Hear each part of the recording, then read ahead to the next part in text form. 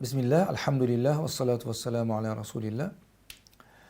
O'sha sizni g'usul qilayotgan g'uslingizni nomini aniqlash kerak. Nima uchun g'usul qilyapsiz?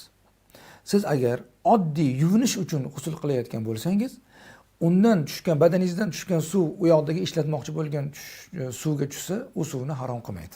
Lekin junub holatdasiz, ya'ni nopok holdasiz, nopoklikni ketkizish uchun yoki ayol kishi hayzdan poklangan bo'lsa, ya'ni nifosdan poklangandan keyin yuvinayotgan bo'lsa, ana shu junublik yoki hayzdan poklanishda yuvinish g'usulida bo'lsa, unda badandan tushgan suv u yoqdagi toza suvni ichiga tushsa, u suvni demak nopok qiladi.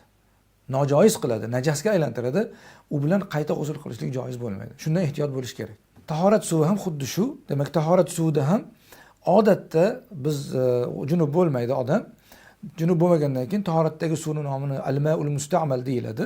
Badandan chiqqan suv yana qayta u yoqqa tushsa, Imom Abu Hanifadan boshqa mazhab ulamolarining nazdida u o'zi pok, lekin poklovchi bo'lmagan suv hisoblanadi. Bitta Imom Abu Hanifani o'zlari tahoratda badanni yuvgandan keyin to'kilgan suv u pok emas, u boshqa joyga tegsa uni nopok qiladi deganlar.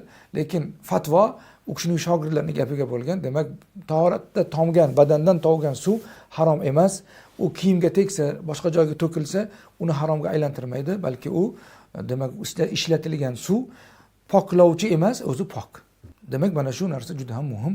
Allohu taala alam bis-savob.